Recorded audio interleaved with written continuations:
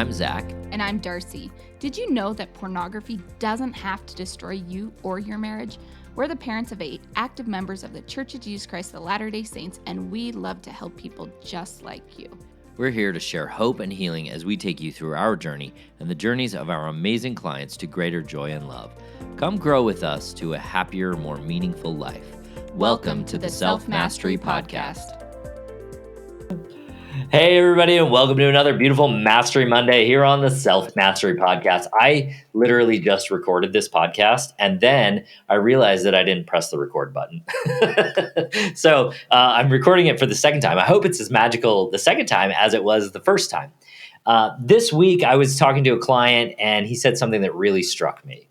He said that the longer that he said that the work that we had been doing made him think that he was less depressed, more hopeful, and no longer part of the addict class.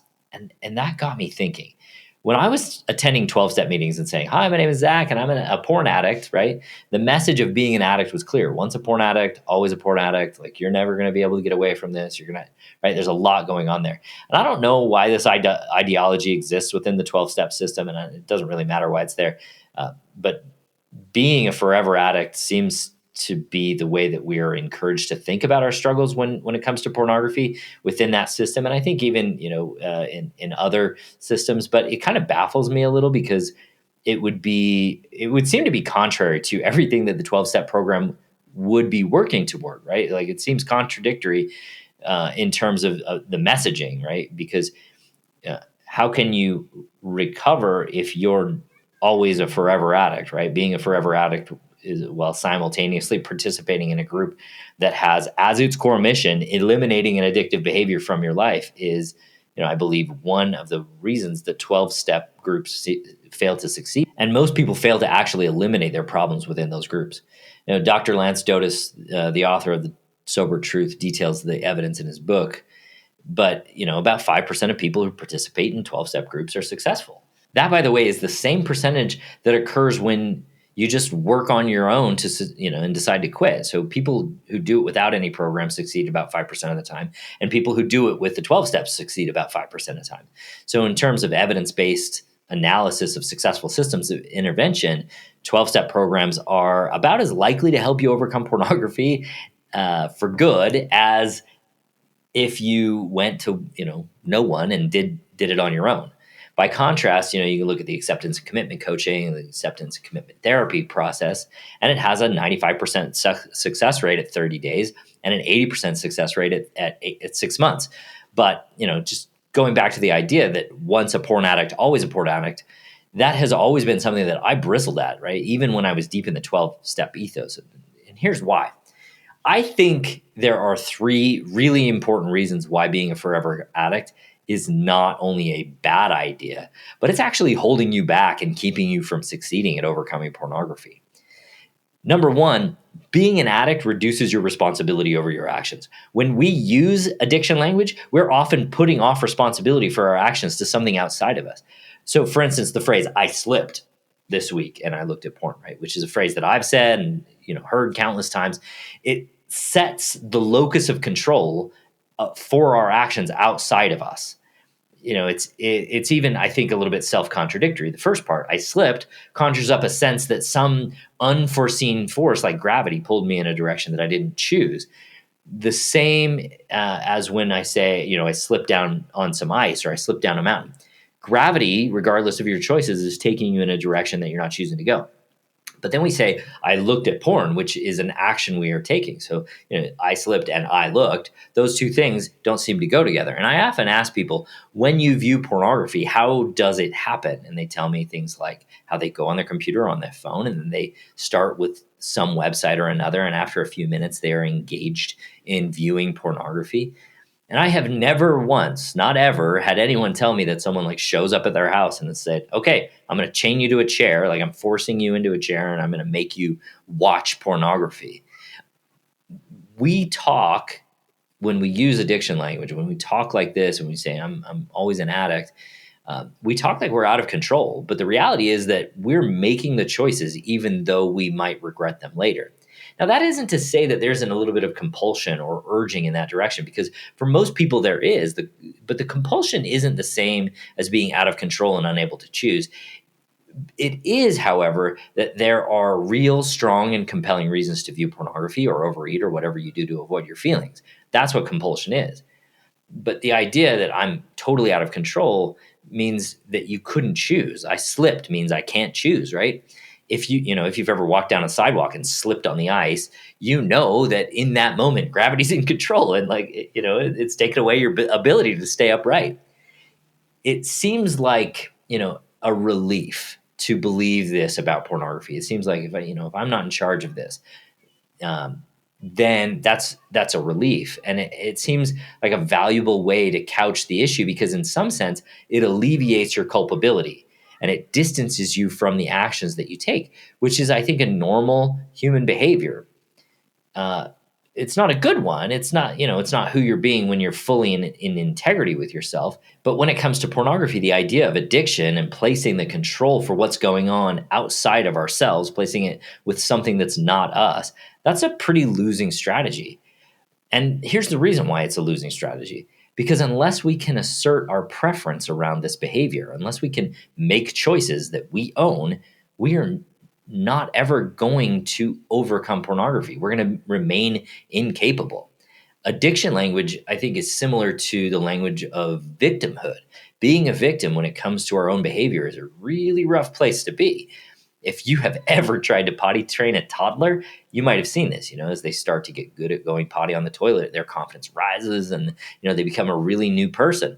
But if they poop themselves or they pee themselves, sometimes they look to blame it on others or forces outside themselves, and there's no real teaching them at that point. When it's not their fault, then guess what? It becomes impossible to help them solve for how to go to the bathroom on the toilet, because they don't believe they control what's happening. They can't see how to take responsibility for their actions. That's pretty miserable to be around, and it's miserable to try and get them to fix it. I think a lot of spouses and support people feel like this, because when it isn't someone's responsibility, they are in essence a victim. It's really hard to try and help them because they can't be introspective enough to see what's actually going on. Teens are a lot like this. We have a lot of teens. They often blame the consequences of their choices on others, right? When we have a son, and thankfully he's mostly grown out of, this is our third son. He's a great kid. He really is an awesome kid. Mostly he's grown out of this, but we would say to him, you aren't allowed to go hang out this weekend because you haven't done your chores or your schoolwork. And he would argue, no, you're just not letting me go. So you're the reason I can't go, and this was his way of operating, right? He was really keen to make it our fault that he wasn't allowed to go. That's the same way we act and believe when we talk about pornography as being an addict. I can't stop looking at porn because I'm an addict. This is the same basic phrasing as I can't go because you won't let me. The underlying lack of responsibility really impacts our capacity to deal with the issues in a direct fashion. As a result, we don't make any progress and we stagnate into a pool of misery. All right, so speaking of misery, the next thing that being a forever addict means is that we have to have this never-ending capacity for vigilance. Being a forever addict means that you can't ever stop working on this, that it's never going to go away. Most people don't have the attention span for constant vigilance.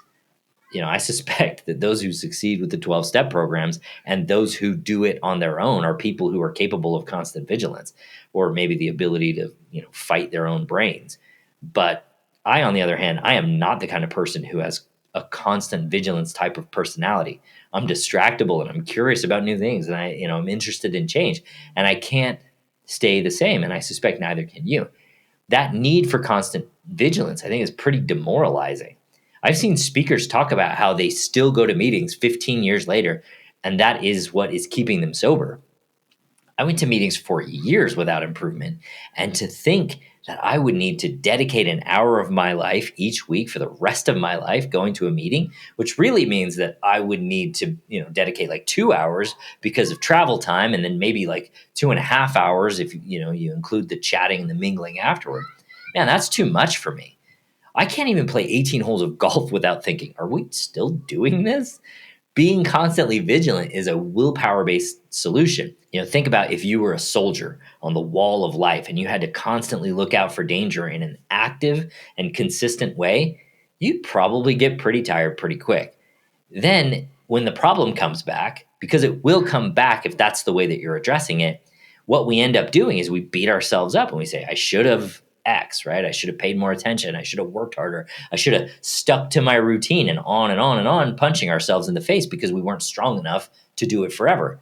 And that's just the most miserable message I could possibly imagine. And number 3, thinking you're a forever addict negates the personal capacity for growth and change. The idea that if we are a pornography addict, we will always be a pornography addict, I think runs counter to my personal belief, and I think really the theology of the gospel of Jesus Christ. Repentance and the atonement are a package system that has as its foundational and underlying premise the idea that we can change. It means that growth is possible and I think even essential to our eternal progression. I've spoken at length about the atonement. In fact, last Easter's podcast, episode number 82, which I'll link to in the show notes, covers this really quite nicely. But what I would like to highlight about the atonement is that it provides a path and a platform through repentance to allow us the freedom to look forward without making our past our constant and oppressive present. Imagine if you were the same person that you were 10 years ago. What if every aspect of your reality looked the same as it did then? All the things that you've learned, all the growth that you've experienced, all the wisdom that you've gained, they're in your head, but you have to be the same as you were back then. That is what it is like without the atonement. That is what it is like without repentance. That is what it means, in my mind, to be a forever addict. You aren't allowed to be different. That is not my idea of a good way to overcome pornography or any other unwanted or unwelcome personal behavior. I used to pray to God that he would take this from me, that he would resolve this so I could be different and not have it as, this massive stumbling block in my life. And when I believed that that was the way to get what I wanted for porn, the way to get pornography out of my life was to have God take it, I was really unable to grow. When I stopped asking God to take this problem away and I started to seek his help in learning from it, understanding why I was choosing it, and letting myself believe that it was my responsibility to resolve this issue and that he would atone for the mistakes because I was going to make them on this journey, then I was able to become successful. Only then could I overcome pornography. Only then could I put pornography behind me. The idea that we are pornography addicts is pervasive within our culture as Latter-day Saints, as Christians, as Americans, but I think it's pretty misplaced, misguided, and it's a proposition that keeps us from recognizing the truth of who we are and how much capacity we have. And I think we need to put these ideas behind us, and that's going to open us up to a world of possibility. In fact, it's going to open us up to a capacity that we never knew was possible. All right, you guys. I love you guys. I'll talk to you next week. Hey, by the way, we have a free call on April 20th available to anybody who wants to sign up. It's at zachspafford.com/free call. Go ahead and set up some time right now and do that and set some time aside. 7:30 Mountain Time on Wednesday, April 20th. We'll talk to you then. Bye. Thanks for listening to the Self Mastery Podcast. Every day, Darcy and I work with amazing men and women to remove pornography from their lives and relationships.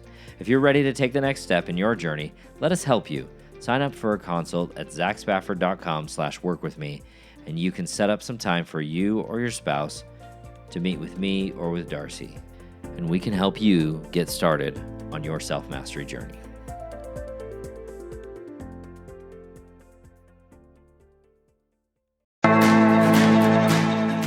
Thanks for listening to Thrive Beyond Pornography. If you're seeking guidance and support to overcome pornography for good and begin creating a thriving life beyond it, check out my free webinar, How to Overcome Pornography with Skills That Actually Work.